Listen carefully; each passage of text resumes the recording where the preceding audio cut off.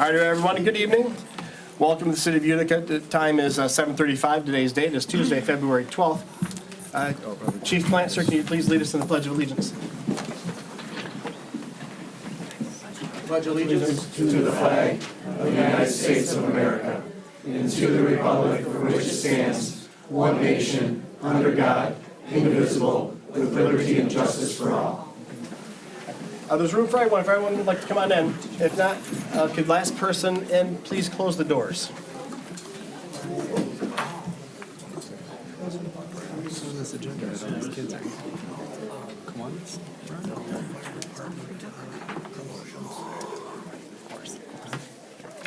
Ms. Ricketts, can you please take the roll? Cora. Here. Terenzi. Cuddington. Here. Azadil. I'm sorry. Here. Sylvester. Here. Calandrino. Here. O'Donnell. Here. And Dion. Here. One absent. Thank you, ma'am. Council, you received the minutes of 1/8 and 19. Are there any subtractions, additions, or deletions? I'll make a motion to approve the minutes of January 8th, 2019 as presented. Support. Okay. Real quick discussion on it. I apologize. And speaking with Ms. McGrath-Ballou, our attorney, it was noted in our last minutes that, well, actually, I'll let Ms. Ballou explain. So under Brief error. the settlement with the Comfort Inn that we had, really, it should be reflected to say that it was from 7,900 to 3,900. The $11,000 fee there may technically be accurate, but I think it just kind of, if somebody were reading it, they may think that we settled a claim of $11,000 for 3,900 when we did not. So in actuality, we settled a claim of, We settled a claim 7,900. of 7,900 for 3,900. okay. Okay, so there'll be one correction from the minutes of January 8th, 2019. Okay. So at this point, can we have a motion? I'm sorry, we do have a motion. Well, I'll amend the motion to include the correction. Thank you, sir. Moved by Sikora, supported by Covington. All in favor? Aye. Opposed? Very good, motion carries, thank you. So, is there anybody here tonight in the council chambers that would like to address council on any matter that is on the agenda for tonight? Anyone have any statements that they'd like to make or present before council on tonight's agenda? Okay, very good, thank you. Tonight's one of the good nights for the city. We're able to promote, within our fire department, we have two fine individuals that are up for promotion. And the first thing I'd like to do is have a motion to certify the eligibility list or the testing list that was given. So moved, Mr. Mayor. Support. Moved by Mr. O'Donnell, supported by Sikora. Ms. Ricketts, will have a roll call vote, please. Sikora. Yes. Terenzi. Cuddington. Yes. Sylvester. Yes. Calandrino. Yes.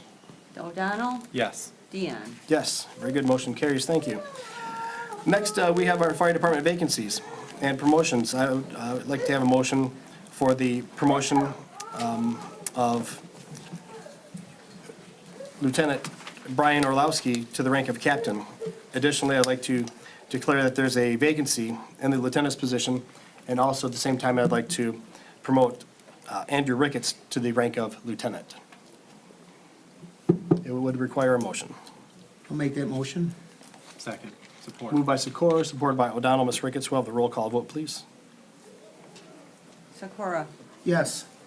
Terenzi. Cuddington. Yes. Sylvester. Yes. Calandrino. Yes. O'Donnell. Yes. Dion. Yes, thank you. Motion carries. So this time, Captain Orlowski, can you please come on up here to the corner and bring your family members with you as to whoever would like to pin your badge. Chief Plant. Tonight with us is Assistant Chief Randy Plant. Chief Wilson could not be here tonight.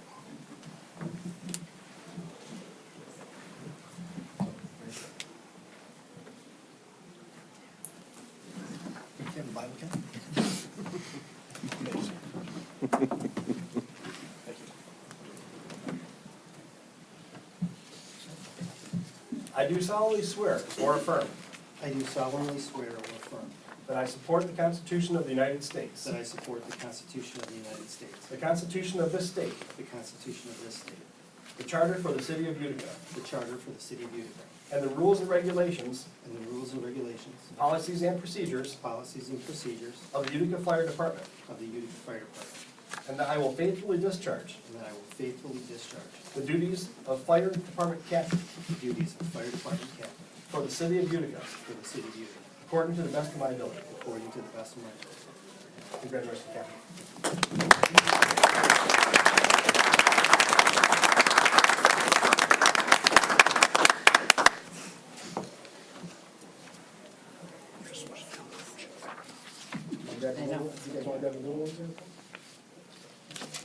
So, Brian, how long have you been a firefighter? 20 years.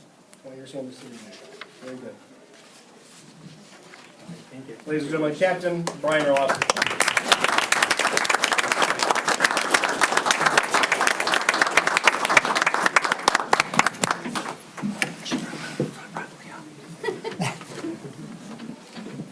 Thank you.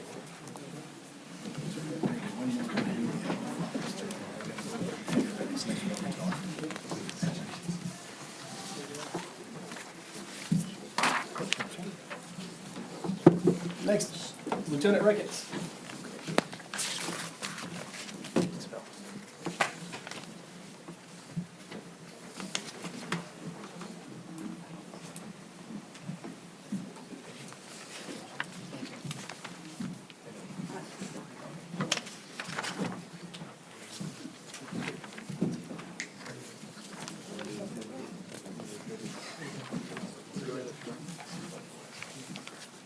I do solemnly swear I do solemnly swear or affirm or affirm that I will support the Constitution of the United States, that I will support the Constitution of the United States, the Constitution of this state, the Constitution of this state, the Charter for the City of Utica, the Charter for the City of Utica, and the rules and regulations and the rules and the regulations and the policies and procedures and policies and procedures of the City of Utica Fire Department, of the City of Utica Fire Department, and that I will faithfully discharge and that I will faithfully discharge the duties of Fire Department Lieutenant the duties of the Fire Department Lieutenant for the City of Utica for the City of Utica to the best of my ability. to the best of my ability.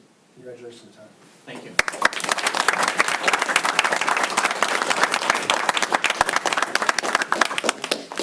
And those that do not know, firefighter Ricketts here is father of Andrew. I'm sure he's very proud.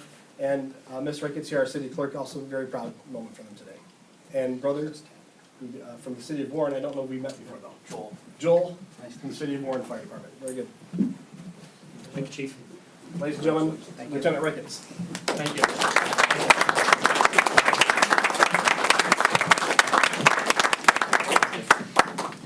And Brian and Andrew, I'll have both your certificates for you tomorrow.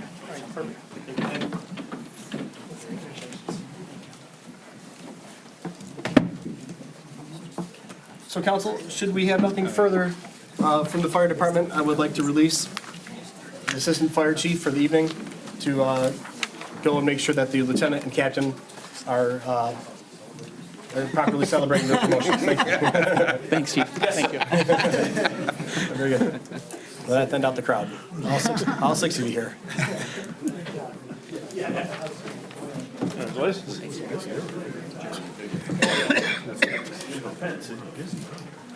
Okay, carrying on.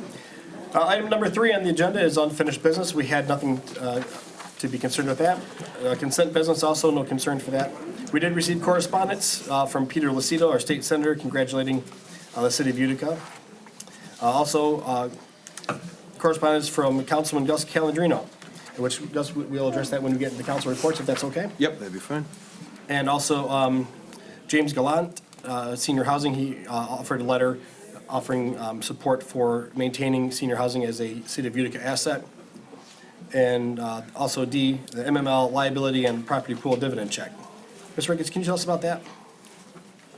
Oh, sure. The MML, their mission of providing long-term, stable, cost-effective management returned to the city a dividend of $11,693 this year. Very good. Our insurance company. It would require a motion to receive and file the correspondence. So move. Support. Moved by Sikora, seconded by O'Donnell. Any discussion on the matter? All those in favor? Aye. Opposed? Very good, motion carries, thank you. Next, we have up item number 6. It's going to be the Kiwanis 5K pennant race, which is going to take place May 5th, 2019. Yes, sir, thank you. Thank you. Thank you, Mr. Mayor, and thank you, council, for your time. My name is Andre Laubach. I'm a business owner at 44841 Van Dyke. I'm also a member of the Utica Shelby Township Kiwanis Club. As the mayor mentioned, on May 5th of this year, we'll be having our 3rd annual Kiwanis pennant race. It begins and ends in Jimmy John's Stadium. It's been a great event for the past 2 years. We're really looking forward to it again this year. I specifically asked from the council the city's approval and support, but then also about an hour of the police department's time and assistance. Our race begins in front of the stadium on Auburn Road, travels east and then goes down and back on Riverbends Park, and then back on Auburn and into the stadium. And the finishing line is actually home plate. So in the past years, what we've done is we've used the assistance of the police to shut down 2 lanes of Auburn for about 10 minutes from 9:50 to 10 o'clock to get the racers out there to begin the race. And then 1 lane of Auburn to get the racers back into the stadium. The race takes approximately an hour, depending on our slowest racer, but I'd say about an hour. It's worked great in the past, and we're looking forward to it again, so we're hoping for the city's support. Very good, sir, thank you. So, and you weren't looking for additional police support any more than what you had previous years? No, what we've had has been great. Perfect. Council, any questions for the gentleman? Chief, any input? I just want to say that they have run this race in the past. It's a very well-organized event. They did ask for a police officer when they ran their initial race to come out and kind of assist with some of the traffic.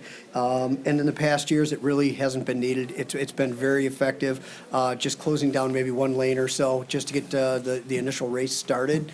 As people trickle back in, it's really not been taxing at all on some of our resources. The only thing we've done in the past is we've made a request that it is on a Sunday morning, and we just want to make sure that we're kind to our neighbors at St. Lawrence to make sure that people can get to where they're going. Sometimes we've had some traffic issues, and they've always been compliant with that. So we have no issues with this. It's a fine run event. Very good, sir, thank you so much. Council, any further discussion for the matter? Again, it would require a motion to approve. I'll make a motion, we approve the Kiwanis 5K pennant race request for May 5th, 2019. Support. It's going to be moved by Mr. Calandrino, supported by Mr. Sylvester. Any further discussion on it? Very good. All those in favor? Aye. Opposed? Very good. Motion carries. Thank you, sir. Good luck. Thank you very much. Yes, sir. Enjoy. Next item, number 7, we have Mr. Craig Weiss, a longtime Utica resident, with a request for a bench memorial in honor of his wife. Thank you very much. My name is Craig Weiss, and I thank you for allowing me to speak. My request for consideration of a memorial bench for my wife, Nancy, along the Riverwalk. She died on December 26, 2018, and this was rather unexpected. We both are longtime residents of Utica, and have found the Riverwalk to be a pleasurable gem. Earlier last year, I recovered from bypass surgery, in part from walking from Utica to Shelby, using the benches as rest stops along the way. I noticed that they were often used and that we could use a few more. We spoke several times, my wife and I, about investigating the possibility of donating one, and this would be, I guess, the investigation and the donation, if possible. My wife loved this town. She was a teacher in Utica schools for 32 years. She touched the lives of many second graders. She has loved Utica Library and participated in the book club and using the resources every week. She even worked to get the library millage passed, and we have loved walking along the streets and watched the city grow and change. What I'm asking is to be allowed to pay for a bench to be placed along the walk in my wife's memory.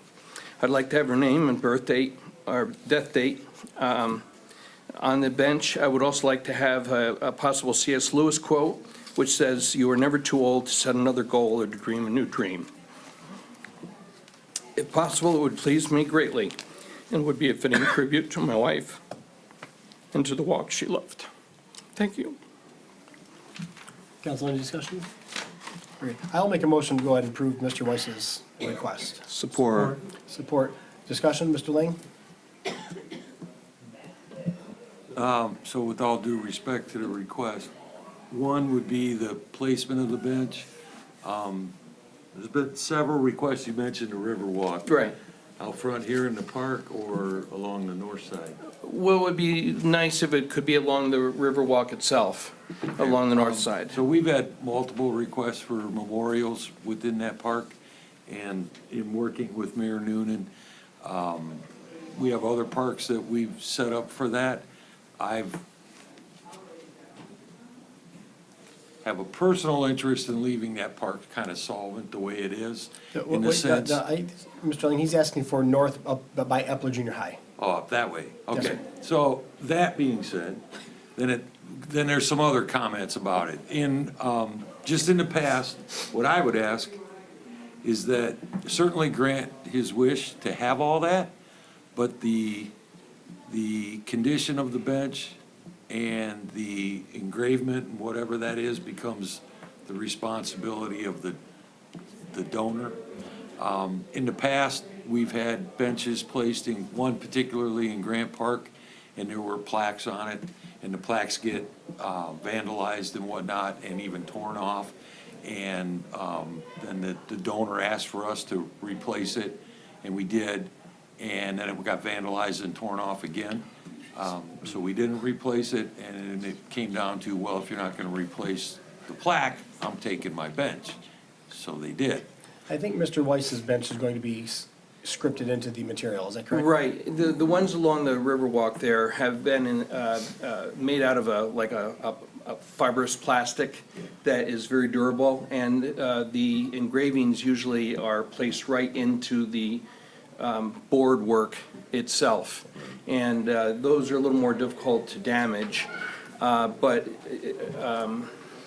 so anyhow. So the point is, and I appreciate you being here, certainly grant the request. Actually, trying to develop this north side as a little bit of a mini feature right here anyway, or even somewhere along the way. It's just that when things get vandalized, and that area is prone to vandalism. If you look at the tunnel, you'll see. Well, yeah, the tunnel has been used to be vandalized, but as far as I have seen, and I go along that trail frequently, I've never seen any of the benches vandalized. Okay. Very good. Thank you, Mr. Lang, for the input. Yeah, just an FYI that we do our best to keep. Well, yeah, and I'm not holding the city responsible for that. That's all. Mr. Sikora, sir? Just, so as far as the type of bench, the quality, I guess it would be within an agreement with, Right. overseen by you, and if we came up with some type of a hold harmless agreement just to be Yeah. drafted between the city and you, Sure. it would be one of those things. So what we've done in the past similarly is, like, we carry the same theme that we have in this area here, up the bike path, and whatever your budgeted amount was, if there's a shortfall, we take that out of like an equipment purchase, $200, pay the differential ourselves. We've done that before, under Mayor Noonan. Because typically, some of these benches can be quite pricey, so I don't know What are you looking at? The benches out here at Riverwalk, I'm sorry, at the JKN Riverwalk Park, those are roughly $1,000 for the benches That's that are fine. there. So I just priced them. I'm good with that. for- So we would like to other at least carry a consistent theme, certainly let you memorialize it. I agree that. But that something the- of that nature, so that we don't get, Understood, have well, a that's what I'm nice saying, it theme. can be coordinated Yep. with Yep. your department, so it looks the same. Yep. I agree. So, okay, Thank you. very good, That thank would be you. fine We with can me. work with Mr. Weiss, that. anything else, Yep. sir? Typically, installation is, when we get a gift like that, installation is supplied by us, if that Very good. suits Yeah, you. do you want me to leave that I have a? Blank check will be fine. Well, I have what I want on it, within this. That I would leave to you. Mr. Weiss, You if- take care of all of that. Okay. that's Mr. Weiss, if you would make an appointment or opportunity to come down to the office, we'll work out all the details, because I have the information about the benches already, there's part of our scheme, and we'll get Mr. Lang involved. Yeah, please make sure that I'm present. if Okay. you could, so. All right, folks, At thank you least so I much. know what he's agreeing to. Okay, It's been moved by myself, I think Mr. Cunnington, did you support, sir? Mr. Kennedy? I will. I think We had yeah. support. Chuck did. I don't know, sorry, Gus. It's been moved by myself, supported by Mr. Calendino. Council, any further discussion on the matter? Sir, where did your wife teach? Well, she started at Flickinger, and then I remember her. she was in a couple other schools in the district as the district moved teachers around in the 70s and the 80s. Well, we certainly are sorry for your loss. I thank know you. in talking to you before, you showed me several pictures, you guys traveling the world together. I hope that you were able to gain some solace from having the bench. I will. Be able to spend some Thank you. hours on that, thinking about the legacy that she left with you. Thank you. And I just have to say, I remember your wife from when I was a young student at Flickinger. Thank you. And Ms. Ricketts, we'll take a roll call vote, please. Sikora? Yes. Torenzi, Cuddington? Yes. Sylvester? Yes. Calendino? Yes. O'Donnell? Yes. Deanne? Yes, very good. Motion carries. Thank you, Mr. Weiss, for coming in. Thank you. Thank you. Next, we have the Knights of Columbus and St. Lawrence Council solicitation request. Is there an individual here from the Knights of Columbus? Ms. Ricketts, do we have their request? On here? It's going to be item number 8. Well, they sent in a letter requesting Palm Sunday weekend, April 12th, 13th, and 14th. I don't think our ordinance allows for 3 days. Says 2 consecutive days. Or And then- less on a Saturday and/or Sunday. And some of their locations are not correct also. Perhaps we should table that until a March meeting, because their event is in April. Yes, They may need some clarification. and I will have them, tell them they need a rep here. Yes, ma'am, if you don't mind. Will do. Next, we have 45010 Utica Park Boulevard, conditional use for exterior changes. Do we have a representative? Yes, sir, thank you. And for clarification, that's going to be the McDonald's building, correct? Correct. Yes, sir. Good evening, I'm Greg Lotzenheiser with L&D Architects, 441 South Livernois, Rochester Hills. We are here tonight on behalf of McDonald's. We're proposing a exterior remodel of the existing facility to bring it into the new image plan of what McDonald's has been doing. Typically with these remodels, we do whatever ADA deficiencies there are with the site and building. We address that in our remodel. And we're basically here to answer any questions. I've got some renderings I can show you. I don't know if that was in your packet or not, and I've got some building materials I can share with you. Council, any concerns? Everyone had their packet provided with them with the renderings and the pictures?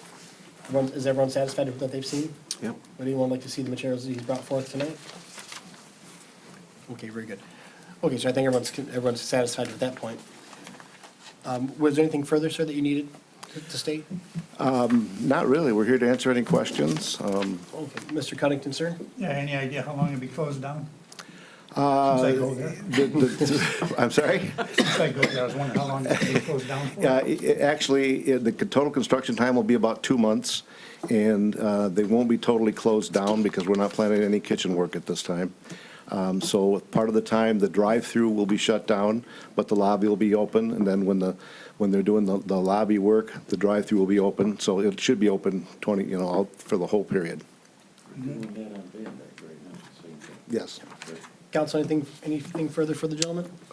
I was at the planning meeting when he did his presentation. I know a big portion of this work is getting the restaurant ADA compliant, isn't that right? That is correct. Fixing some of those issues? Yes. And the building material that he showed, it was all really exterior type work, and it seems like the material's very nice, and it's going to give it a really Yeah, it's made improved look. by Fullerton Finish Systems. It's a solid color epoxy on a fiber reinforced cement board. It's very, very durable. That's the main body of the building color. And then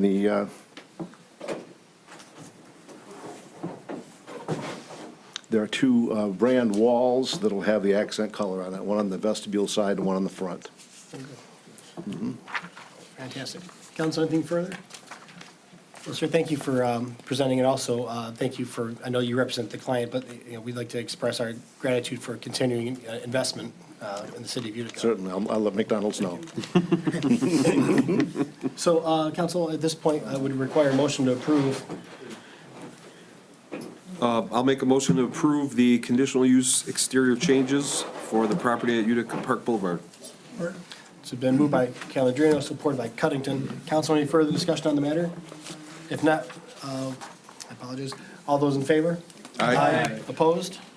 Very good. Thank you. The motion carries. Thank you, sir. Thank you for Thank coming you this very evening. much for your time. Thank you. Next, we have the address of 6993 Moscone. It's an easement abandonment request and conditional use and approval for the sports training facility. Good evening, Mayor and City Council. My name is Jason Gendro. We met back in September. I'm a resident of Shelby Township, teacher at Eisenhower High School, and also a business owner in Shelby Township as well. Here this evening on behalf of my partner's developer partner, Clint Rosenberg, who couldn't be here tonight, seeking conditional use approval of 6993 Moscone, as well as the abandonment request of the water easement. So, Mr. Lane, can you give a little information on that for council? Yeah, so prior to the demolition of the building, it was discovered that the building is constructed or was constructed over the top of the 16-inch water main that services the city. It's a redundant service. There's another one that runs on 12-inch as well, but during the course of that, I had discussions with the developers, and pretty much it was agreed upon that they want to continue to utilize that full amount of space, rather than making the building shorter. They expressed a need to have the additional square footage. The nice thing about the additional square footage, that adds taxable value to the structure as well. And there is available real estate just inside of the DPW fence to relocate the water main, of which they're in agreement to fund. There was some discussion about a potential small pay from the city's end, and there's some rationale behind that because of the age of the facility, the age of the existing water main, and the fact that somehow that building was permitted to be built over the top of the water main. So, and we had discussions in the field, and it got, I don't want to say adversarial, but it kind of went both ways as well. Then I just won't tear the building down. I'll leave that wall, and I'll continue to build out this way. So anyway, under mutual respect to all parties, it was determined to take the building down, proceed with the idea that we will relocate, at your cost, you'll relocate the water main and discuss any potential participation by the city, but keep in mind that you very full well could experience the full cost of that relocation. With that, their engineers drew up plans to relocate the existing water main, and it's been reviewed by HRC and approved with some minor revisions to it, which are taking place right now. So I guess our viewpoint, that section of water main will be upgraded. I don't know the exact age of that. I'm gonna guess somewhere around 40 to 50 years old, and typically a 50 to 60-year lifespan on water main. So we'll get, if not all of it, the majority of it paid for by them. So we won't experience that cost to the water system in the future. And you add a little more taxable value to the actual structure, and as well as we have the property to allow for that. So my recommendation would be to look at the conditional use option and grant that if it meets your desires from planning and their reviews, pending the appropriate reconstruction of the water main, and which, once that's done, then the city would agree to abandon the easement. Okay. Council, any questions? Yeah. For Mr. Lane? Okay, Mr. O'Donnell? Do we have even a ballpark figure of how much the city might be on the hook for that pipe? Well, there's no on the hook. All right. I tried to make that perfectly clear, Okay. not only to them, but to you as well. It's similar to Mr. Sikora, if you remember when the Utica Park Lift Station with the Fenari project, they came to us and we agreed to pay part just based in age and the fact that it would need. So I employed that same mindset. It could be something as maybe waiving the tap fee, which is a couple $1,000s. Maybe we give them some aid in construction, I don't know. Okay. It's a matter of, I don't even know for sure, they're probably looking at somewhere in the range of like 30 to 40,000 to move that, and if that's not a number you're prepared for, I don't know if you've gotten estimates on it yet. I'm assuming worse, so 30 to 40,000, I'll take Okay, it. so it might even be worse. But, so, and I was very clear that I do not have authority to make any decisions or promises. Right. There's a potential that it could happen. And I looked at it in the sense that somehow that building got approved to be built on top of that. So, and the fact that our water main's 50 to 60 years old. And then also, does that mean this pipe is built on trash as it currently stands? Is there? Probably either on trash or under the trash, like Okay, exists over here. It's 25 feet in the ground under, okay. but we don't usually make public statements about that. Well, I mean, I have, never mind. Yeah, right. On that note, never mind. But yes, so, anyway, so that's kind of the gist of where we're at with that. Mr. Calagino? My question is, I talked to your partner after the planning meeting last week, and that alley that runs between your property and Beninati Pools. Correct. Is it, my understanding is that's no longer really going to be a drivable thoroughway, is that? That's correct. So all your access will now be off Moscone Drive? Well, we'll have an entrance off of, is it Coth? off Coth Lane as well. Okay. But our parkable area is going to be off of Moscone. And my concern would be for the city attorney, I think we entered into a legal agreement with General Sports, right, for Moscone Drive? I'd have to check the actual language in the agreement, but it's been an issue that we've discussed, yeah. Is that gonna impact, I mean, if that's Possibly. gonna be their main, egress, how's that gonna work? I've seen it, on baseball nights, they pretty much own Moscone. Right, well, the good news about our facility is 99% of our business is October through the end of March. We might have a little bit in April, very little in April, because our kids go outside. The kids that are training indoors are outside. So when Jimmy John's picks up, or the league, United Shores League picks up, is generally in April, mid-April especially, and all the way through October. There's really not a whole lot of overlap. The other side of it would be discussing the landlock in terms of having a tax-paying entity there as a business. They have to have access to their business. I mean, it's a legal address. So we're hoping there'd be some sort of cooperation, not only with General Sports, but also with the city, because the way it's set up, our main entrance would be off of Moscone. There's no way to do it off of Coth Lane. Okay. Mr. Cunningham, sir?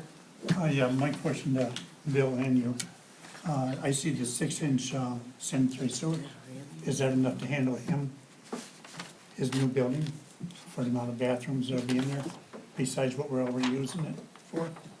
Yeah, there's limited flow on that sewer coming from the DPW. Actually, the additional flow from his building would actually help, I see. Okay. because we're the only ones on that line up until you get to the ballpark. So our line, it tends to end up stagnant. So the additional flow, and they're not looking at that many, that many bathrooms anyway, so, yeah, that A sanitary little bit issue of won't water be. helps push it. Yep. Okay. Okay.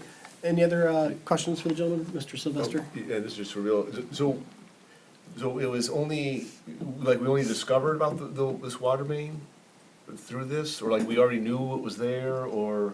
Well, like all the water mains, we know where they're at. But it was only inside the building by about 1.5 feet. Got it, okay. And when we go out and it's like, yeah, our 16-inch water main's right here. Well, you can see, and typically what you do, you have manhole covers out there. Right. And never believe what they say on the top because they're not right.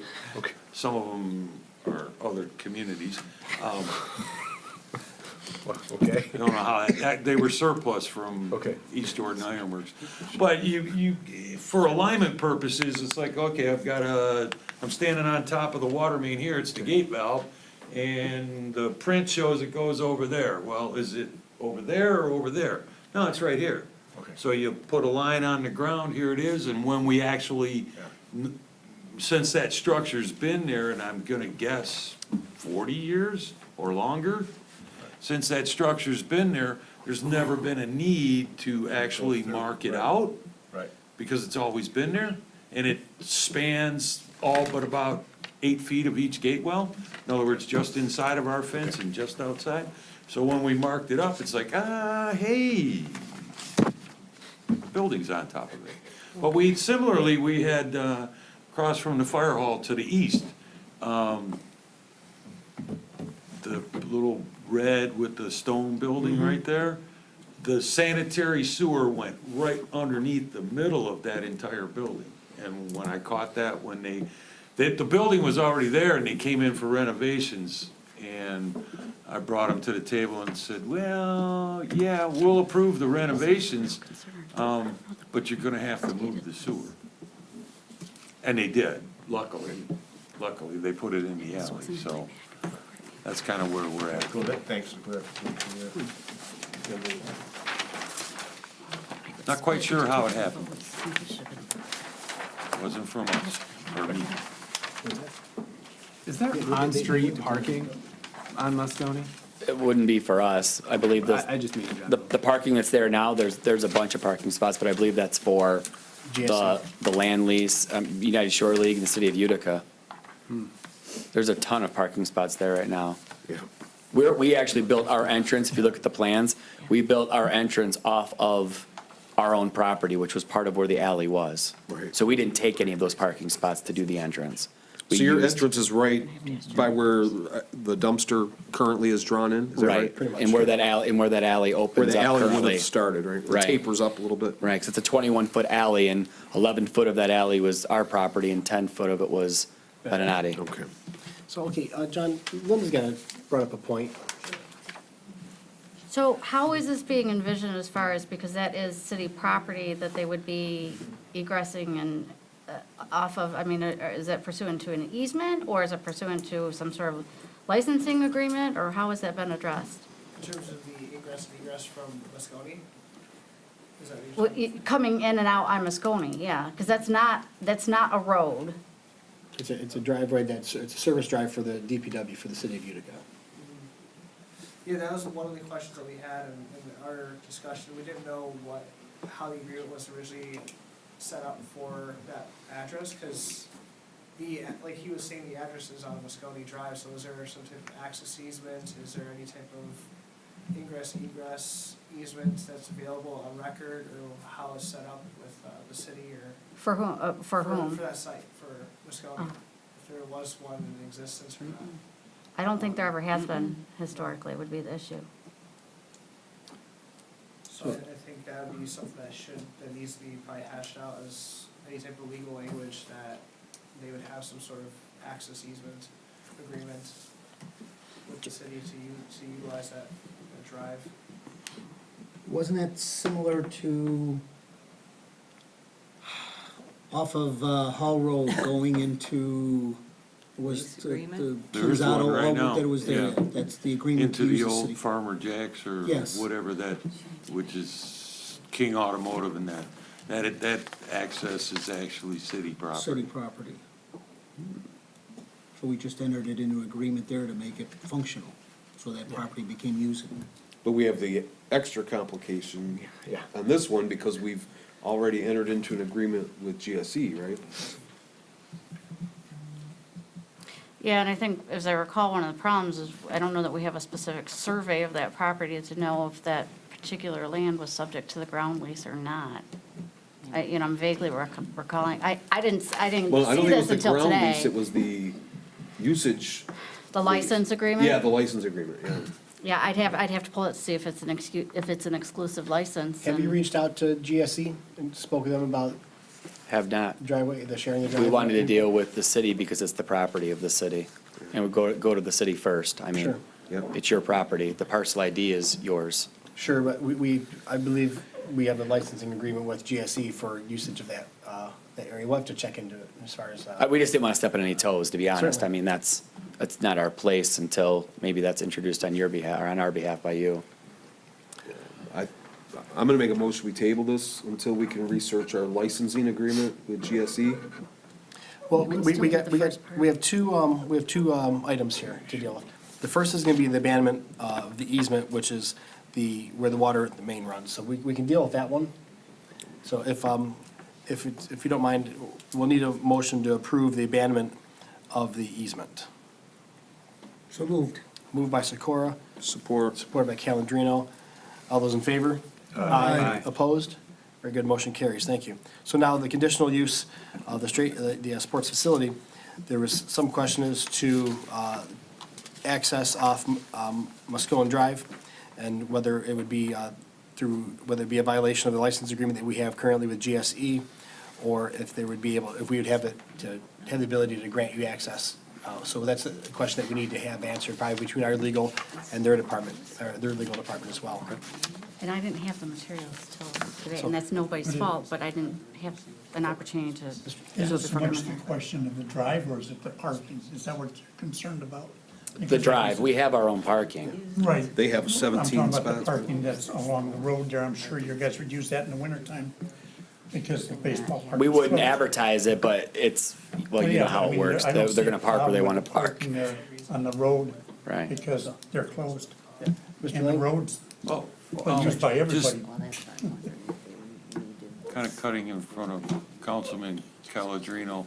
Just from the developer's point of view, just in discussing, because they talked about special planning meetings and whatnot, they're on somewhat of a tight timeline.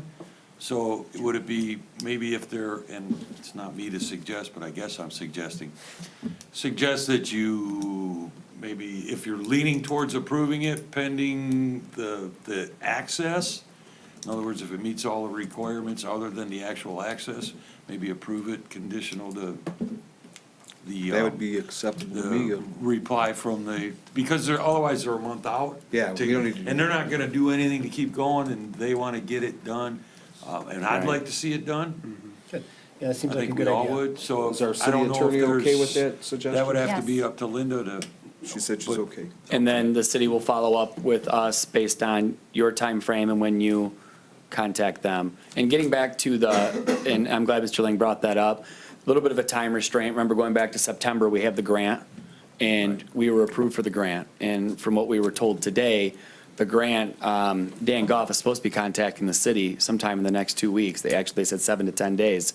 And so this grant is $450,000 that's going to be used towards that property, and it expires October 31st of this year. So setting us back a month would be tough. Okay, Mr. Lang, sir? well, just in case any of the councilmen aren't aware, and maybe are, that's a brownfield site that they're redeveloping, and there's some $400 and some odd thousand worth of brownfield monies that they got as a grant to develop that property. And part of the rationale behind where it's situated, I think the building is seated on the least amount of garbage instead of the most. So to flip it around and actually make the entrance off of Coth Lane is not doable for the Right. grant amounts, so. Because that's the dirty area. The way the It's garbage dirtier runs, area, yeah, 17 to 22 so that's feet where the why- parking lot That's is. why I even had to change my school of thought based on that, because I didn't want them coming in off of Moscone at all. Right, right. Just because of our access. Well, very well may be that we turn and our access ends up being Coth instead. If that, between the ballpark and this development, if it gets too precarious, and now they won't be out the back, so that'll clear up Coth Lane for us. That might be our ingress and egress, and we'll just stay off of, if that's So necessary. nobody's made a motion yet on the conditional use. You table, do you want to withdraw? I will withdraw my, Okay. Then I'll make a motion to approve conditional use approval for the sports training facility, subject to legal of Legal egress, ingress, egress of the property to be worked out by others. I'll second the motion. So moved by Sikora, supported by Deanne. Ms. Riggins, we'll have the roll call vote. Sikora? Yes. Torenzi, Cuddington? Yes. Sylvester? Yes. Calendino? Yes. O'Donnell? Yes. Deanne? Yes, very good. Motion carries. Thank you. All right, good luck with your project. I think you should be all set. Anything I further for us, appreciate it. sir? Not at all. I appreciate your guys' time. Thank you. Good luck. Okay, and then we'll get back together between Linda, yourself, GSE, and make sure that there's a proper agreement, licensing agreement in place so that all parties are satisfied, so we can use that driveway for your business. Thank you very much. Mr. Ling, anything else, sir? Did we get approval, I'm sorry, lots of snow this winter and not a lot of sleep. Did we get approval on the abandonment of the? Yes. we Yep, did yeah, that? we handled that, yep. I can't keep up tonight. All right, council. Next, we have presented to you from my office, from department reports, a calendar of events that were presented for council. There are several weekend events happening throughout the city. They've been in your packets. Any discussion on those? Any concerns at all? Most of these events are either free, very low cost, or supported by the DDA as part of their outdoor entertainment events. So these items should be at either no cost or very low cost to the city. So I would ask for a motion to approve the calendar of events as presented. Mr. Mayor, I move to approve the calendar events as presented. Thank you, sir. Moved by O'Donnell. Support. Support by Mr. Calendino. Any discussion on the matter? Mr. Cuddington, sir? Yeah, I'm not sure if we're gonna have the car show on Saturday. We were looking at Sunday maybe. We're still working on it. Okay. We're still working on You, that. we'll, yep, yes, sir. Okay. So long as council's understood Yes. that it's tentative. Yep. Okay. So any further discussion on the matter? Okay. All those in favor? Aye. Opposed? Very good, thank you, motion carries.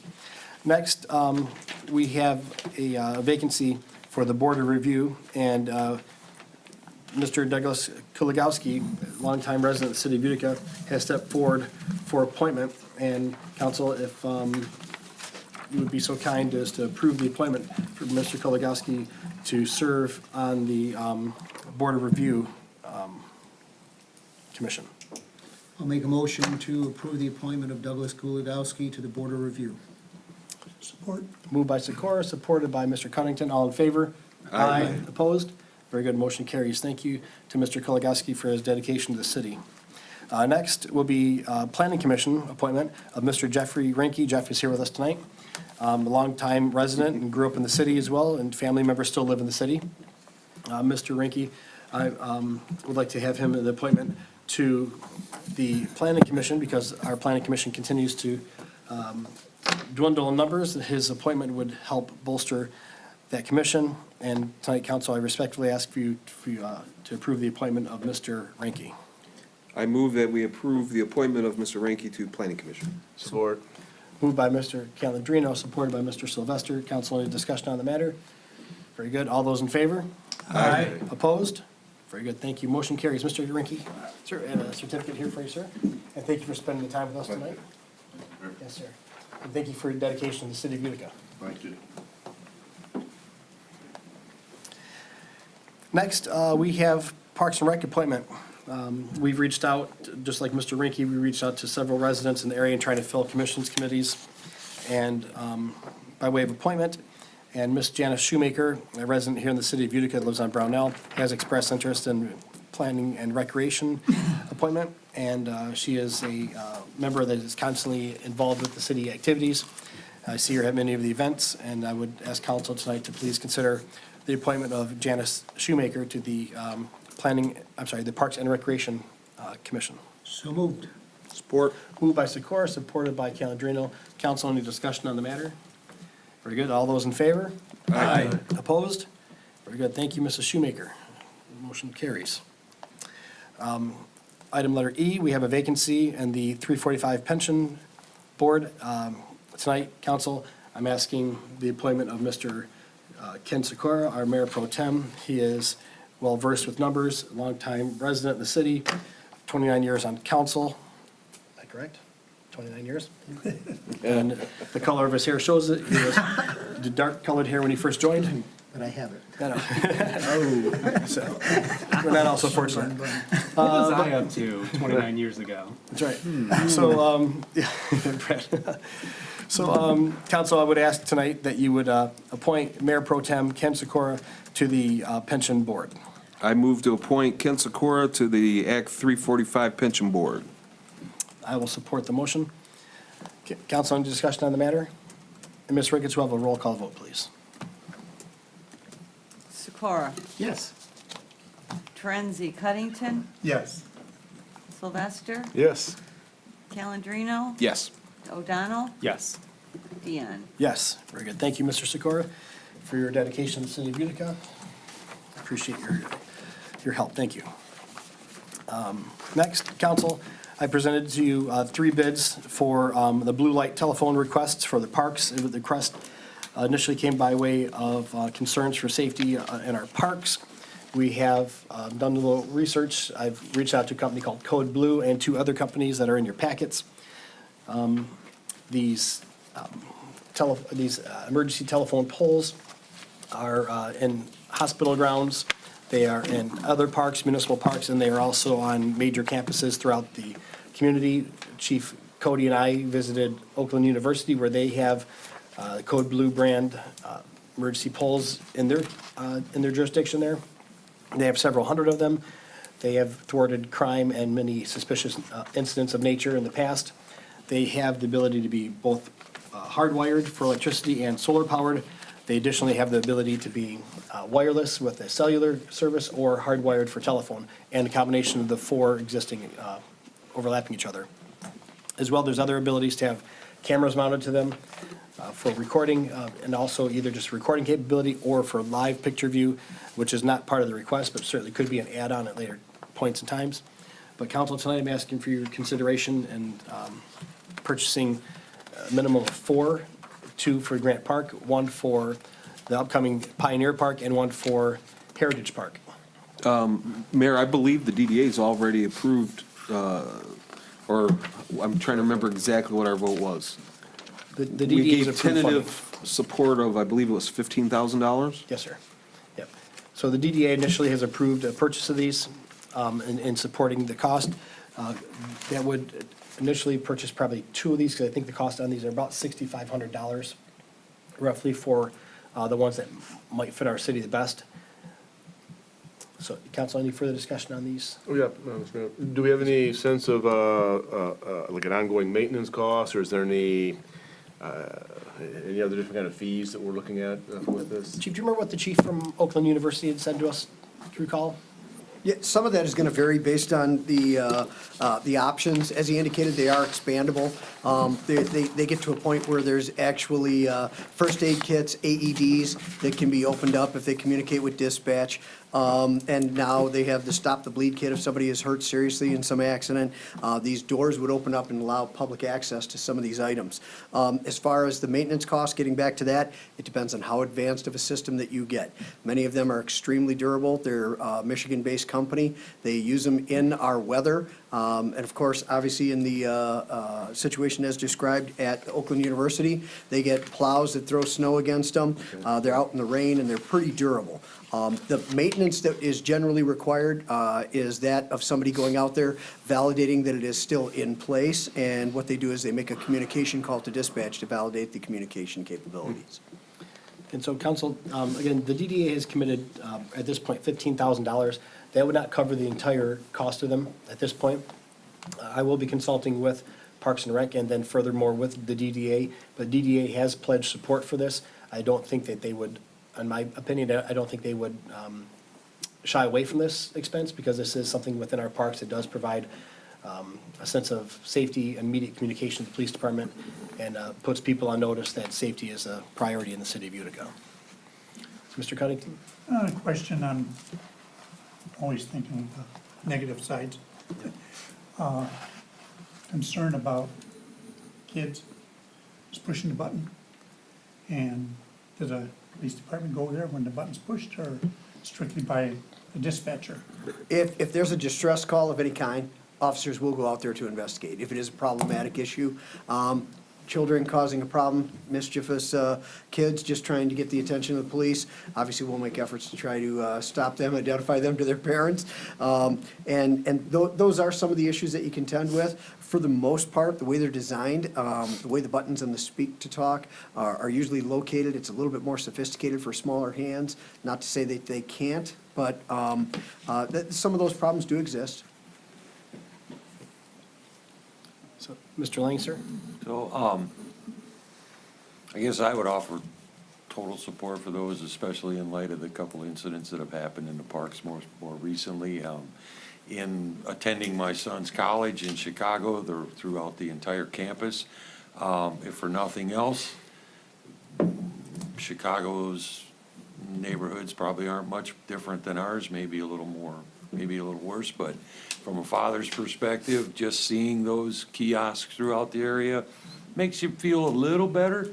Yeah, everybody carries cell phones, but you don't always have them. But anyway, support for it. Now, the side of it that I would be concerned about, somebody's gonna pay for them, and there's questions about maintaining, but who's paying for the maintenance and the operation? What budget's that coming out of? Where's the funding? That would certainly increase costs somewhere. I'm gonna consider, it's either gonna be the police chief, which I'm happy to let him take that, of which he'll call me and say, hey, Bill, who do I get to do this?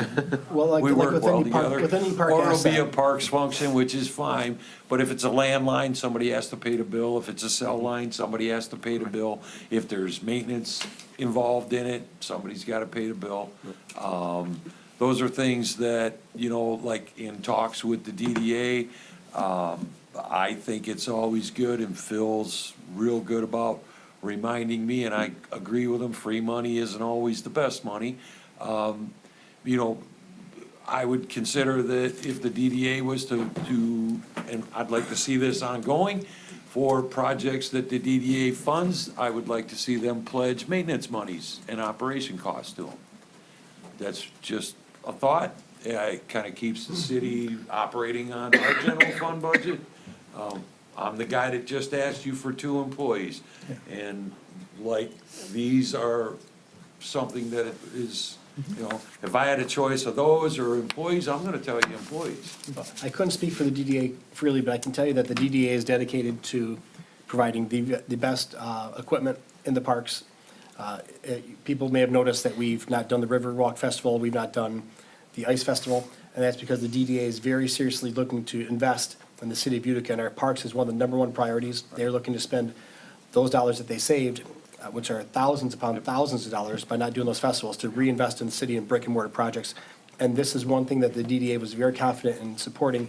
I couldn't see them saying no. I can't guarantee that. Sure. But either it comes out of the Parks Department, or it would come out of the DDA if they were so inclined, which I would suspect to be the case. Right, so my point exactly, going forward, projects like this, if you have funding sources, I like you to look forward, look for the total operation out, because I'm the guy that's sitting here telling you, I need help. And we keep adding infrastructure that is a drain on my department, and good infrastructure, don't get me wrong, but it's a drain on our department or the general fund, and meanwhile, we don't have people. I think what you're asking is, and rightfully so, it's like we're pre-planning our legacy costs. This is Yes, a legacy cost. yes. So if we get these, do we go to the DDA and say, will you commit to $1,500 a year?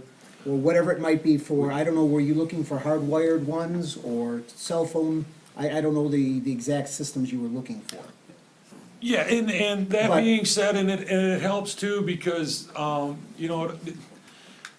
put your money where, make a good, solid investment. And I think these are really good. I mean, it's just the I'm way, just saying, it the way the becomes a world line is item today. cost that But you then commit even for to. the DDA, when they look at their budgets going forward, they can say, well, yeah, we have this amount of money, but over here in these line items, we already have dedicated costs projected out into the future, and that would just be appreciated. And that'd be money very well spent, I think.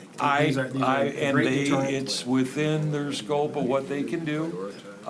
So it would just be, similar to what I'm concerned about. We've got Absolutely. bike paths, canoe launches, things like that. That's why we put together like the park rental monies coming into an equipment replacement fund. Like to see the same thing maybe. Part of the challenge, Bill, would be knowing what that amount is to budget. You just budget a not to exceed amount based on what we can expect. And then over a course of 3 years, you'll know what those numbers are. All right.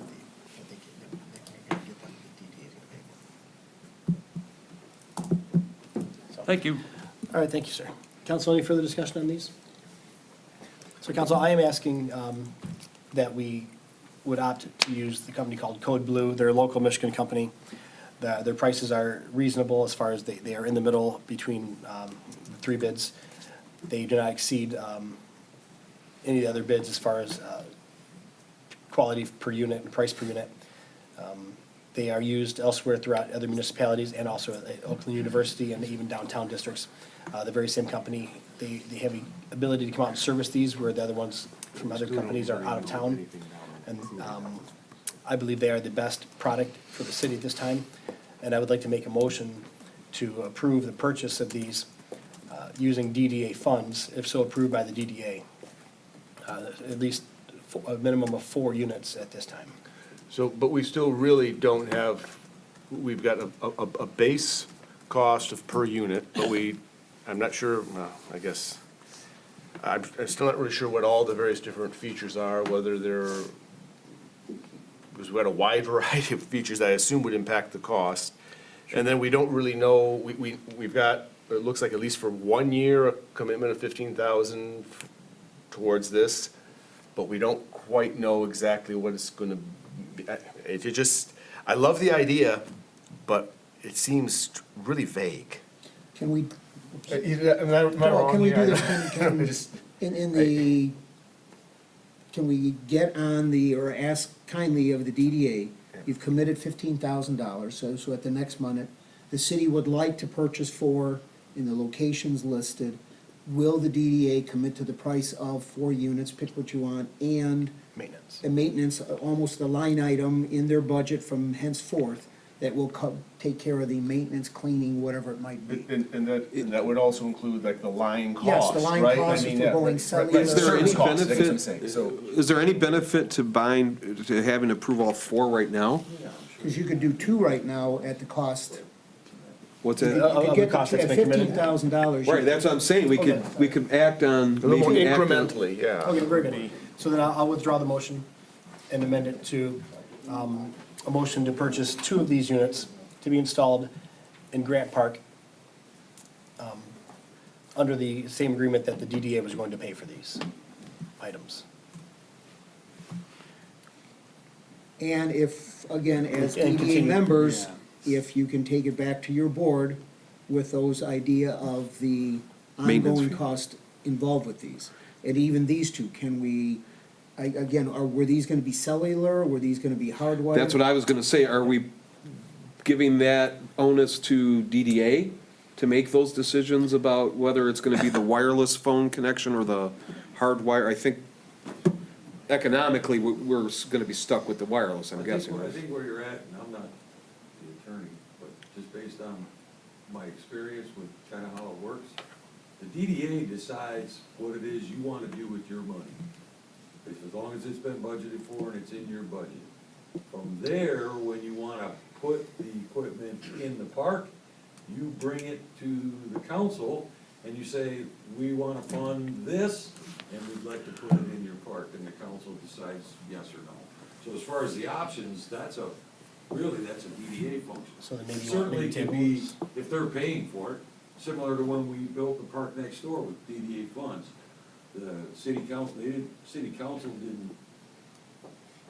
necessarily, I won't say have authority, I don't mean it with No. any disrespect, but that wasn't their position. It's like, the DDA's gonna pay for a park next door, can we? And city council said, well, what's it gonna look like? Then we can do Well, that. it's gonna kinda look like this, because we didn't have real renderings or drawings. Right.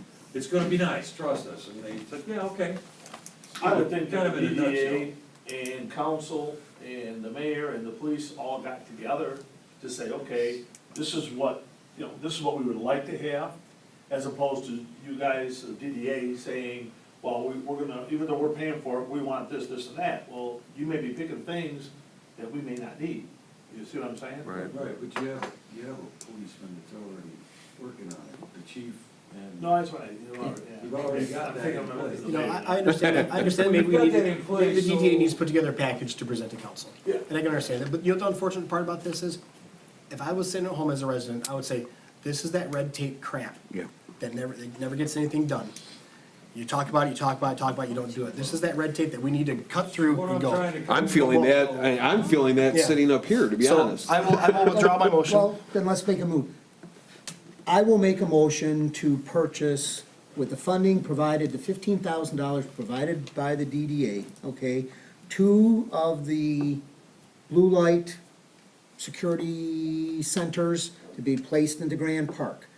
The actual items or options on this are to be worked out honestly between mayor, police department. I think that's where it works, your department too, because they're gonna be in your parks. So the specifics of what to be ordered are to be worked out from them, get it.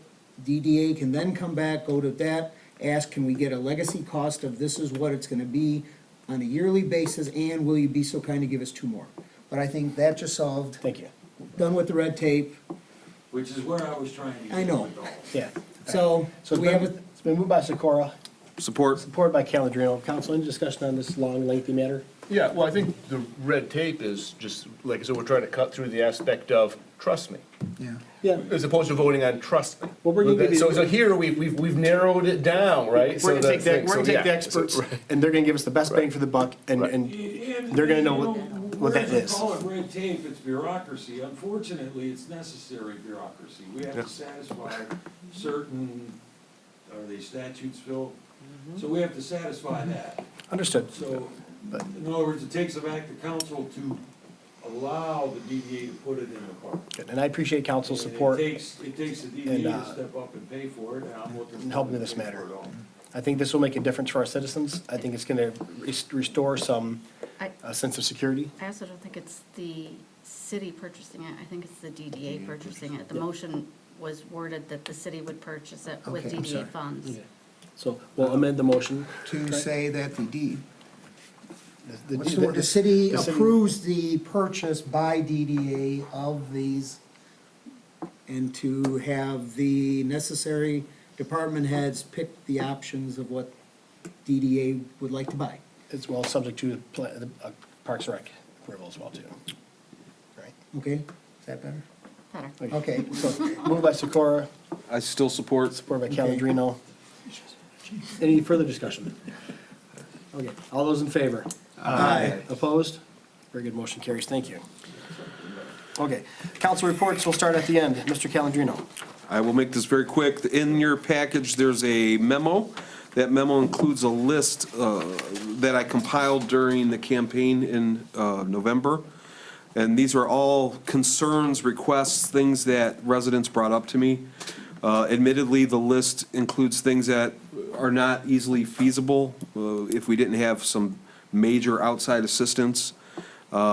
Things like, building a sound barrier along M53. Obviously, that's not something we can approve tonight or even think about unless we had some kind of support. But some of the things are very, very basic that we can act on quickly, like conforming all our street signs to the new branding, painting pedestrian crosswalks on Canal and Van Dyke. One that won't even cost a penny, I would think, is adding the chyron or the text on our broadcasts of our city council meetings to include the date and what that meeting is. I actually heard that from several residents, that, they turn the TV on and they're not aware of what they're watching. So if we could add that type. So that's my intention, is just to put this in the record, that these are the things I heard from the residents when I was campaigning. I'm not even suggesting that we can act on all these, but I would hope that as a body, we review these, think about them, as we develop our budgets, as we develop our strategy for what we're gonna do, projects. Definitely let's give the residents a voice and look at these things at the bare minimum. Thank you, Mr. Calendino. Thank you. I Mr. just had a quick comment. Your first item, not the big ticket item, previous administration, Mayor Newman and myself, for years and years and years, after that barrier wall along M53. Now, the point there is continue at every chance you get, bombard MDOT on the need for that barrier wall and use your, your documents, any help that we can get. We've bent MDOT, Drew Buckner's ear, who's local, MDOT representative for us, great guy, but continue, bombard them, don't give up Absolutely. on that. And I think When it that- comes up, it's not like it's never been addressed, it's a big ticket Right. item. But if you look at M53 down towards 18 Mile Road along the apartments in there, they did get a barrier wall. Not quite sure who all paid for it, maybe get some research, but if MDOT paid for that, which you should be able to FOIA that information, well, then we should be able to employ that up here. And I think that just shows the importance of having this list, of Well, it not shows losing the that importance of feedback. Sharing it because it gets lost because, we keep beating it up. But Mayor Noonan was constantly after that.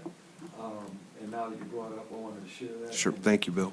Going forward, that's a position that this council, anytime you got MDOT's ear, just, get on it. Thank you. Thank you, Mr. Bill. Calendino, any further reports? No, that's it. Mr. Cuddington? No, I'm good. Mr. Sikora? Just a couple things. This would be a matter of, as we go through our ordinances, I really want to start looking at trailers again. Okay, and then, just as a note, people parking all over their front lawns, side lawns, trailers, pickup trucks, motorhomes. It makes us look, Trashy. there you go, thank you. And Mr. Hicks has reports for you too, coming up, so. But, so, planner's not here, but I would like to see that come into play. And then, That's why I suggest that we take part of that property and use it as outdoor storage, where we can make people. well, you make could do their that with stuff their trailers. The other issue I have is people parking all over Sure. their front lawns. there. Well, they shouldn't do that. And that, the lawn issue would be an immediate police response. So, okay, Mr. Sylvester, sir? Yeah, we had Councilman Oslo, when he was serving, participated on the macro and SEMCOG. Boards, yep. Yeah, the boards. It would seem worthwhile that the council still maintain some kind of a presence there. I don't know if that's something that he would have to do like in lieu of us and then give a report. If not, or if he can't do it because he's not serving within a city body, we should probably get somebody going. I would be happy to do the SEMCOG. So Ms. Terenzi but- says she would be happy to do the macro. Okay, great. So that'd be great. So, okay. So Sounds well, Ms. Terenzi expressed that she would have an interest in doing the macro, and so you do some cog, and that shows as our delegate, that'd be great. Great. Anything further, sir? Mr. O'Donnell, sir? Yeah, really quick, I spent the city's money, so I feel like I owe a report. I went to the Michigan Municipal League's new elected officials training, I guess you could call it. I would say it was about 50% how to stay out of jail.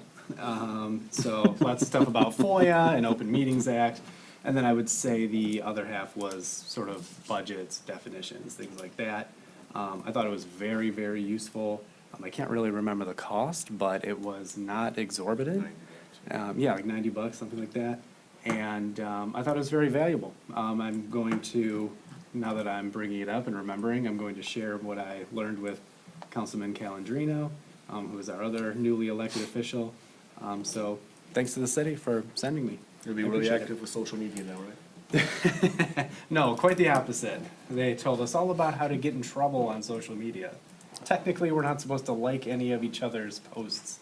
It could be considered a Open Meetings Act violation. Wow. Wow. Chuck, I'm not liking your stuff. What can I tell you? If Chuck's on Facebook, I have to drive to his house and open up a book. I am safe. I have no Facebook. So, okay, next would be our planning commission planners. They are not, they had nothing to report. Assessing at this time had nothing to report. Mr. Hicks from the Building and Code Enforcement Department. Good evening, Mayor and Council. Since the last increase that you guys had voted for back at the January 8th meeting, 2019, I just wanted to give you a little update as to what's been going on. Just in the last 30 days or so, there's been 42 rental inspections done, along with some re-inspections. There's been 14 landlord tickets written, failure to obtain landlord licenses. They were supposed to have their licenses by July 1st, 2018. The last week of December, Nancy gave me a list of all the landlords that had not complied. I made calls to them, just as a courteous. They didn't respond, so they got tickets. I'm glad to say that out of those tickets, it was 7 had complied, and there were 7 outstanding. As of close of business today, 9 have complied, and I have 5 outstanding, and they should be complied by the end of next week, okay? Your property maintenance, blight violations and so forth, there were 22 violations that I were out on. Most of them were substantiated, some were not. And then there was 1 property maintenance ticket that I did write, which has been taken care of. I also agree with Ken as far as all these cars and trailers and such, but that's something that we have to work with within our ordinances, because our ordinances are old, to say the least, and they need to be updated, and I'm slowly working on getting that done and then present it to the appropriate parties.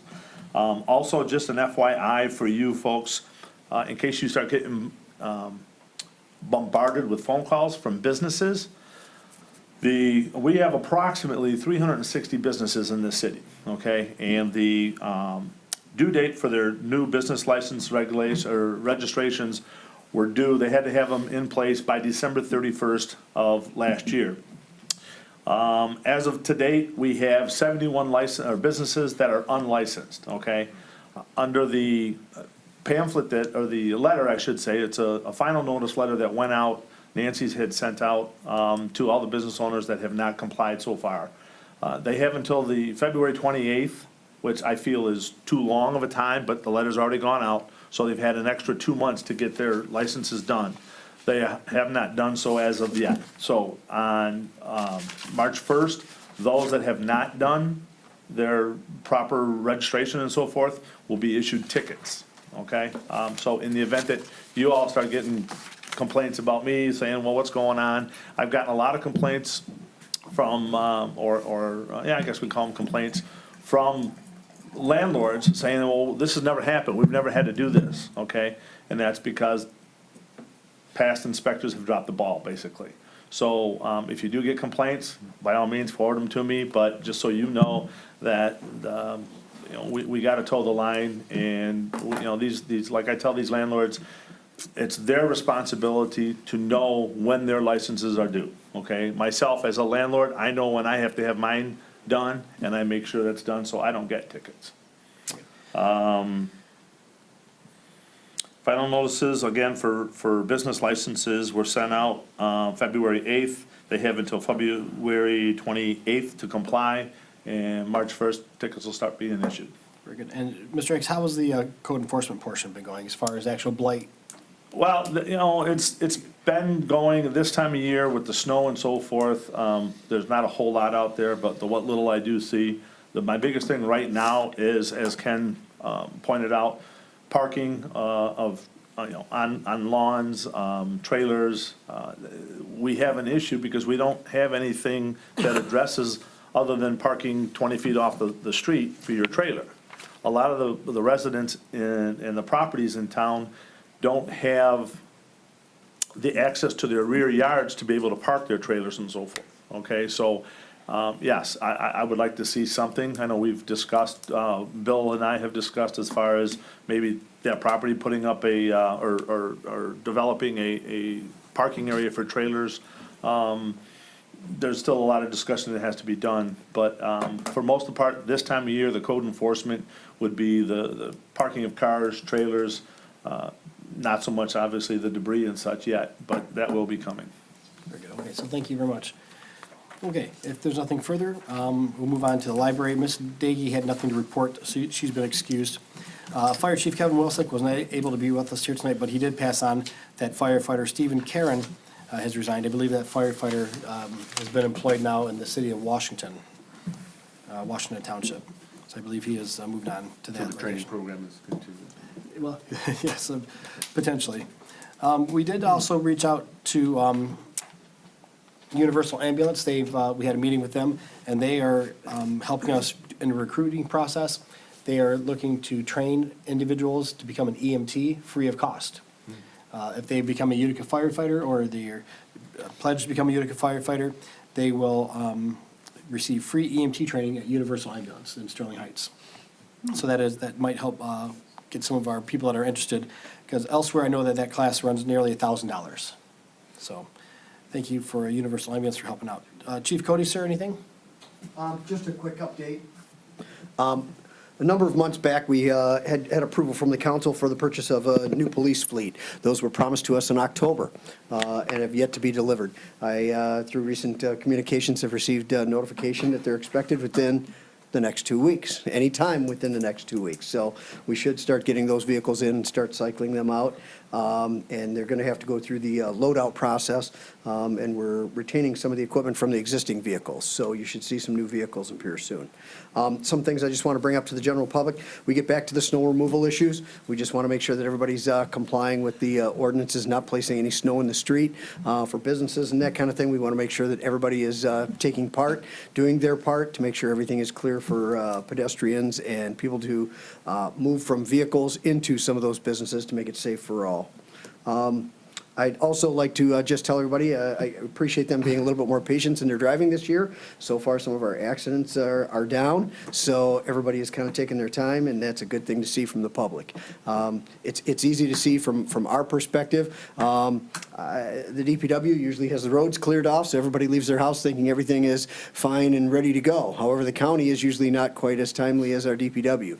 So people kind of charge out of their homes thinking that they're on their way to work, and suddenly they encounter some more inclement weather than what they initially saw in our city. So, but anyway, our accidents are down. I just want to caution people, we're not through our winter season yet, and we appreciate the patience because it has made it a little bit easier going for our commutes.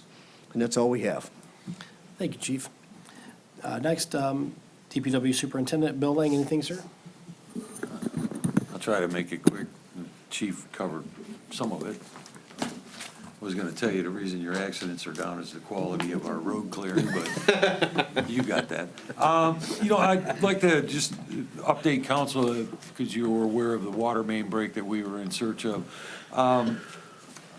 Somewhere in and about the 2nd of January, we incurred a water main break that we were unaware of. By January 6th, the water main break had increased to its near maximum level, which at that point, Great Lakes Water Authority called us. They saw a spike in our usage and got a hold of us and the engineers, inquiring what's going on in your system. Your average usage is up twice the amount of your daily use. There's something going on. We spent probably the better part. That information came in about 2:30 on a Thursday. We worked Thursday evening, Friday evening, Saturday, Sunday, Monday, and I think Monday at about 3:33, because I had just released the staff. Monday at about 3:33, a call from dispatch, hey, we found your water main break. You didn't find our water main break. Our water main break found you. That's what we were looking for. The earth had finally opened up.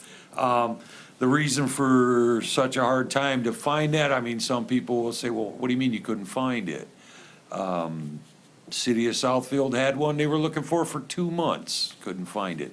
Our particular situation, underground where you can't see it, there's a lot that goes into. One, we had to substantiate the fact that possibly we're using that much water, so go look at the calibrations, this and that, get Great Lakes Water Authority, check all our gauges, check everything, and start looking. Visual checks everywhere. Thanks much to the diligent work of the police department and the fire department, everyone out, constant checking and updates, even the chief. Yeah, I haven't heard anything. Is that good news? It's like, no, you haven't heard anything because we haven't found it. Okay, we'll keep looking. We had a lot of things to consider. We've got river crossings. If it breaks under the river, and it does, And we've got landfill, it can take weeks to fill up. Anyway, what was happening was there was enough frost in the ground that the pipe was broken. It was at a depth of about 9 feet, and it was migrating 30 feet to the south to about a 4-foot deep ditch that had an ice crust over the top of it. Well, remember as kids, we'd walk on the ditches and they'd collapse and there's no water in the bottom because it's suspended. Well, that's exactly what we encountered. It was coming out in the bottom of the ditch, running down the ditch, but you couldn't see it because ice covered. Enough, anyway, we spent, the call came in at 3:33 and we had 8 hours in, and a total of 30 hours later, we were done. It was extremely difficult. Weather wasn't perfect, but not sub-zero. It's fixed. Good job. There was not a lot of fun endured that night. It was nothing, there's a few 4-letter words in the English language that would describe it, and peachy is not one of them. So I'll tell But you, anyway, for an update on that, I'm not quite sure what the overall cost to the system is gonna be. But they alerted us to the fact that it was probably consuming twice the daily average of the entire city.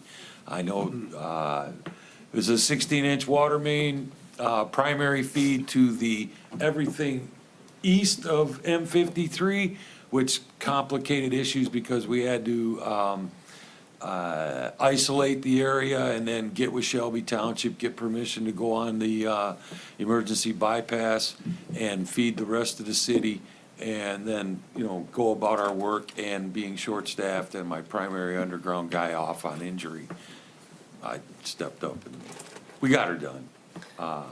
But so, special thanks to the crew that night. It was tough. Just about everything that could have gone wrong did.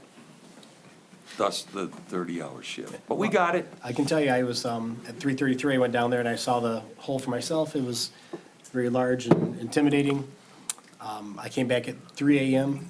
the following morning, saw the same crew still down in the hole. I came back at 11 a.m. and they were still down there working. So, I mean, these literally worked around the clock in 10-degree weather, and wet. I mean, it was muddy, miserable. So, excellent work. We could not have the things we have without you and your crew. So, thank you so much for all the hard work that you guys do. I know it's dangerous and it's not fun, and but it is definitely needed. So, thank you so much. Oh, we appreciate it. And this, the snowstorms, we've been getting a little bit payback for the nice December. The only other thing I'd like to ask of city council is to consider, and much like the sale of senior housing or something, please don't run with my comments to the general public who's watching. But I'd like the city council and maybe even the DDA, city council would be the authority. What I'd like to see, this year, the DDA again is sponsoring the downtown snow removal.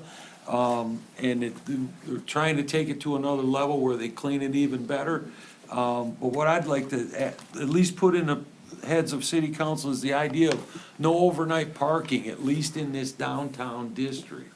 No overnight parking, maybe it's, I don't know, the chief would have to help me as to, the bars close at 2 o'clock, is it at 2:30, 3 o'clock's a reasonable hour?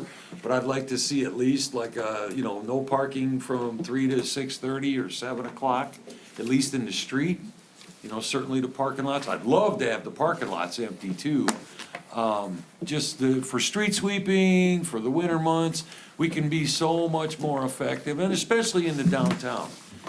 Because they're trying to clear the sidewalks and clear them completely, along with the parking lane, and as Councilman Cuddington can attest to, it's not easy. So just a thought that maybe we could look at that, visit that idea of, no overnight parking in the downtown, at least in the streets. I don't think it's that tough. There tends to be about 3 or 4 cars, 5 cars that it would affect, and they could park in the parking lot instead of the street. But I think it'd be it'd be a great help to the DPW, not only for snow removal, but street sweeping as well. So, thank you. Hi, Mr. Lang, thank you. Excuse me, thank you again. Didn't we say it before? You guys do a great job. All the departments do a great job, but when it comes to snow and ice, You're the ones to push it, so. Yeah, thank you. and we had a moment of triumph. I was watching the local news and, I don't know, it's Channel 4, whatever, and they're driving around because it's Snowmageddon. And the person's face just dropped as, well, we're turning off from Hall Road. Sterling Heights is a disaster. We're coming into Utica. And, well, this is looking good. This is this has obviously been plowed, but and she wanted to get out of there real quick. So, yeah, we appreciate it. We actually did pretty good. The storm came upon us this morning, and it was kind of relentless there for a while. That ice is tough, but, again, little concern or a little compassion from the motorists. We appreciate the waves while we're trying to plow the snow, but, you know, anyway, 5 fingers is always more acceptable. Thank you. Mr. O'Donnell? Mr. Lang, really quick, did the age of the main have anything to do with the breakage? Actually, in my opinion on that one particularly, yes and no. That means probably only about 20 to 25 years old, so it's somewhat premature for the damage that we saw. It was a lateral, and I won't call it a crack. It was more of holes about this long. I've got pictures I can show you. Okay. There were holes about as thick as you could take your pinky finger and stick in, about 1.5 foot long. Electrolysis, different kinds of corrosion type processes going on down there. It's ductile iron. It's kind of unusual to see one break like that this early. However, you know, space shuttle tiles fall off and things like that, so who knows? Right. So, somewhat premature from Right. our perspective. God bless you. All right, council, if nothing else for Mr. Lang, we'll move on. Next, we have the treasurer, Mr. Philip Paternoster, with a water and sewer deficit elimination plan. So actually, council, the elimination plan is, I'm asking that this item be tabled until next month. Not able to get the plan completed in time to disseminate it and have you review it. So I'm gonna shoot for the March meeting, but hope to have it to you weeks before that. So that item, I ask that it be tabled till the March meeting. Not on the agenda, what should have been on the agenda last month, but dropped the ball in communicating with the clerk to get it on, was the quarter-ending revenue and expenditure report. So I did put a copy of the report on the desk this evening. I won't take long with it. Basically, it was the December 31st, 2018, so we were 50% into the year. General fund, we had received 68% of our revenues, 85% of our tax collection, and expenditures were at 44%.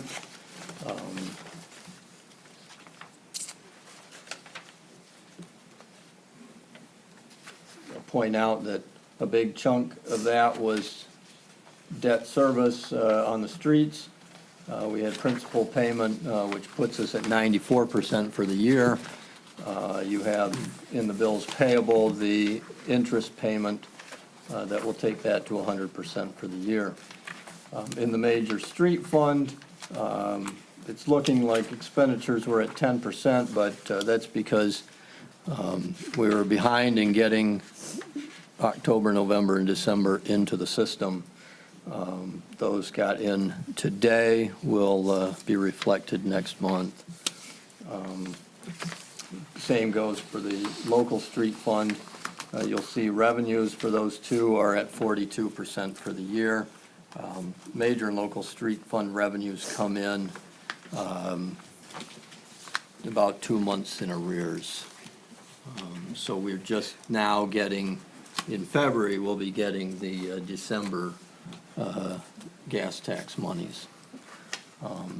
That's why those are below the 50%.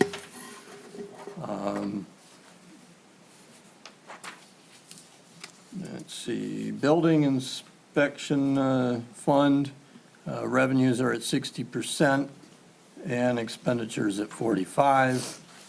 You'll see quite a bit of activity in the February month because the inspector has been hammering, and there are also big inspections that went on in the building department this last month, so you'll see a big jump in February.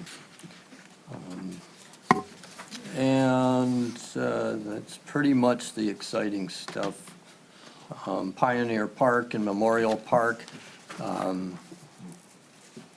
those are scheduled to, they were to go out to bid this week, with construction to begin, I believe, in May. So we'll see most of our activity in May and June.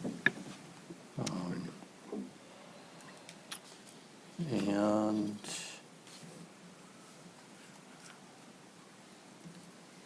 Senior Housing Operations Fund, our revenues are at 52% of budget.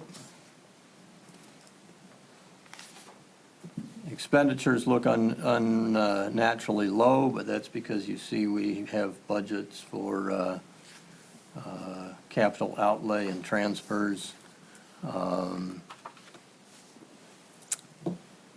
Personal services are at 91%.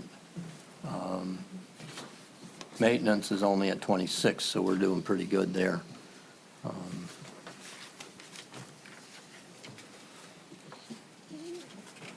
So I'll leave it at that. Again, the water and sewer deficit, that's an issue that we need to address, not only by state law, but because we need to operate that fund in the black.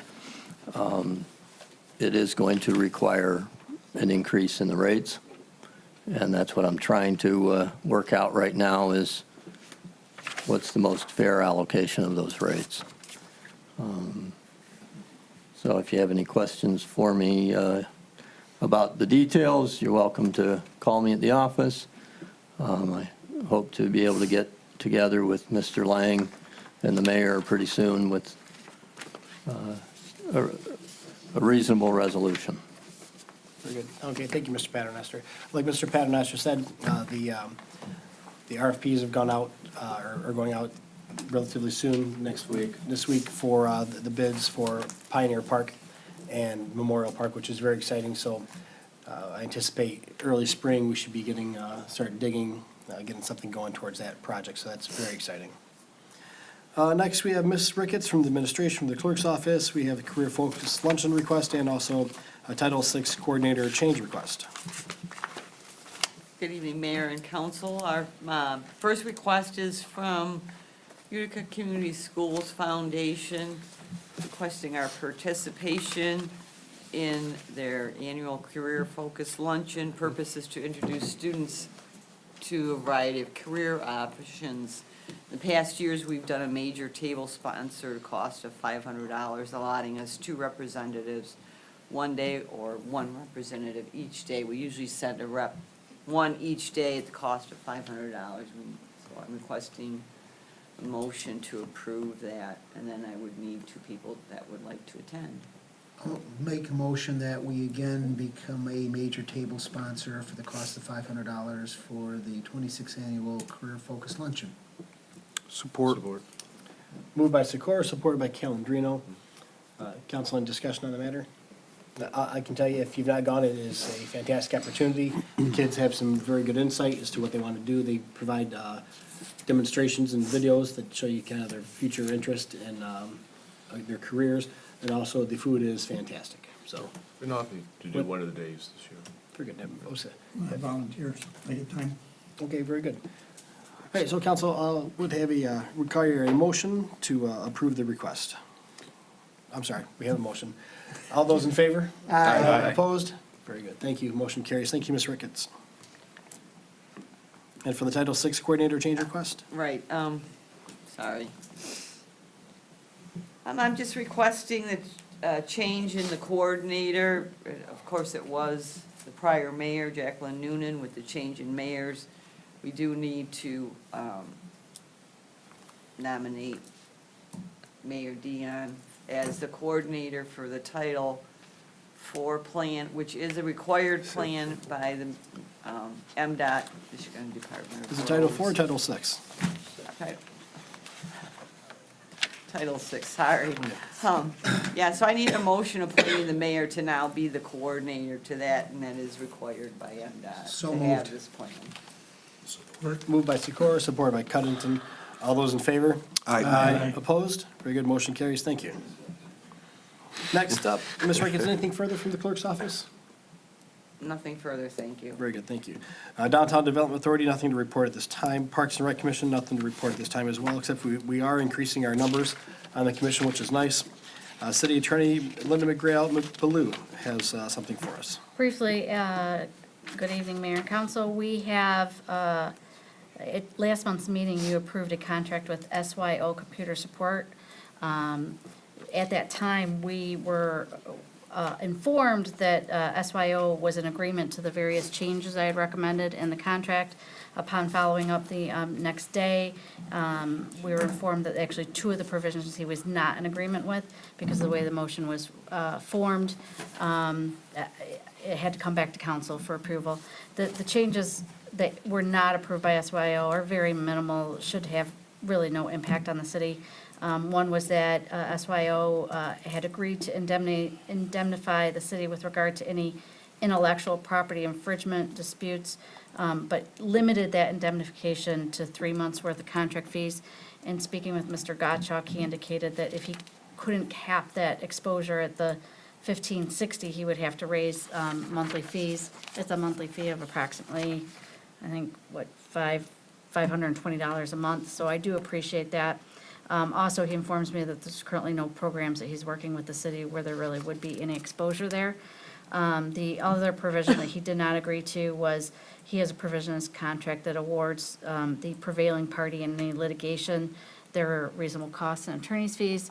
It's not generally a provision that I'm fond of. The likelihood of us engaging in any litigation with Mr. Gottschalk is probably slim to none. Obviously, if something were to happen, it's just something we would take into consideration in pursuing that. So, if I'd known going into last month's meeting that he did not agree to those, I would have agreed to not pursue those any further, as long as you guys were aware of the risks and approved it. So I would suggest that the contract be approved with those revisions.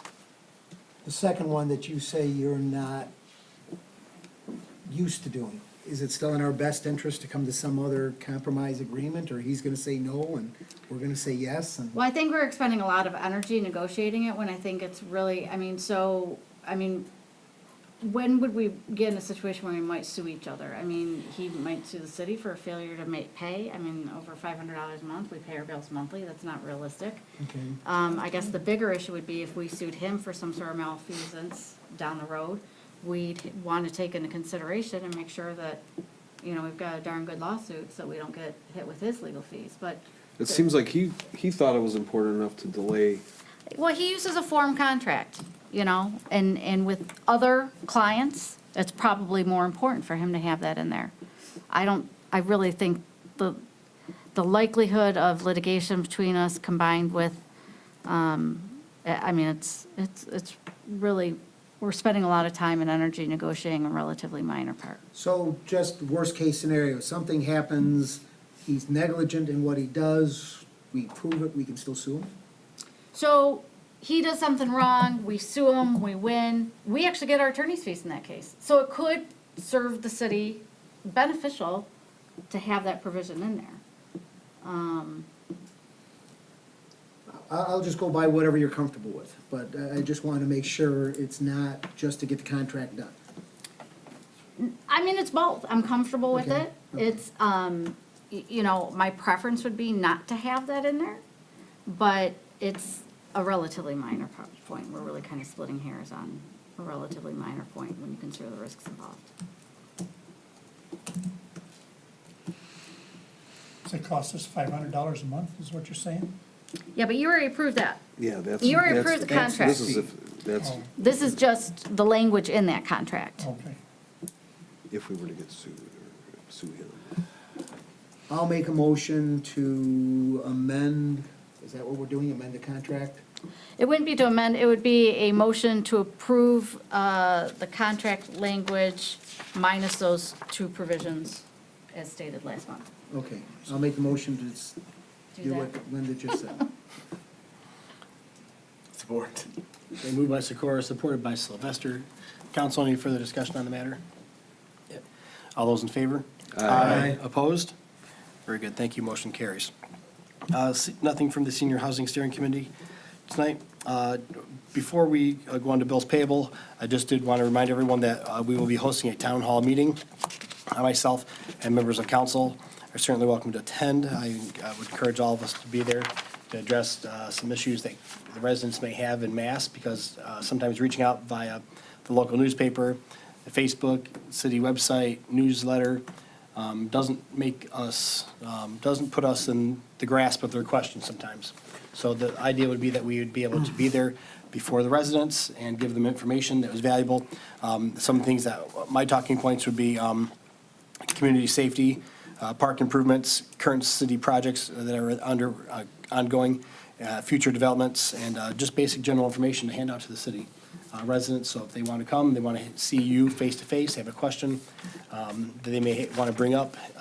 So hopefully our residents will come. It will be at Flickinger Elementary on the 21st of February at 7 PM. And I would ask that all council members, if you're available, please come. How are you letting the residents know besides TV? I mean, Well, some of them Kara's going to have put in the newspaper, I hope. it. That helps. Going to ask Kara to put in the newspaper, the CNG, hopefully, as well, the Gazette. It's on our city's Facebook page, it's on our city's website, and it's also on our city TV network. So, and those are the only ways I really know how otherwise to I'd like to see broadcast them. some of the residents that are never here, so they have a chance to speak, but make sure they know about it. Mr. Mayor, so one, I really appreciate your going ahead and taking the initiative to do that, because it's really important that the public is aware that, we're aware, that there's been a lot of concern. I also really appreciate that you have it out of the city building. I think to get into the neighborhood is very, very important. I know you want us all to appear, but I'm concerned as far as Open Meetings Act, and I'm suspecting that If you have a Legal quorum, counsel. that's a concern, If we have a quorum, there's concern for what? that you're violating the Open Meetings Act. Well, if we're all present and it's a published meeting, If you publish it as a meeting. it's published as a meeting. It's published as an open meeting, so. Is it? Yeah, because this is not just Tom Okay. and his friends hanging out, this is council and everyone else that's welcome. If we establish a quorum, great, if we don't, it's still an open meeting. So, Or work session. yeah, and we will take, there's So as no, long as it's posted, we're good. Okay. yeah, and there's no It effort to is. take action by any means, this is just question answers. Sometimes people want to see the real thing for themselves, you know, if they have a concern, they can come ask us. Or maybe, in fact, what reason why we had it on Thursday night, one, the school had the availability, and two, I had a resident tell me, said, I can never make it on Tuesdays to your meetings, because I have other obligations, so Thursday was picked. So, okay, just informative. Oh, so, and if council, now the next item on the agenda is to pay the bills, we'll need a motion to pay the bills as presented by Mr. Paternoster. So moved. Moved by Sikora. Support. Supported by Calendino. Any discussion on the matter? Very good. All those in favor? Aye. Opposed? Thank you. Motion carries. And communication from the public. Any communication from the public person? One person in attendance. Kara, anything you want to say? Okay, if nothing further, then we'll have a motion to adjourn. I move to adjourn? Support. Moved by Sikora, supported by O'Donnell. All those in favor? Aye. Aye. Oh, that's a good meeting. Be back at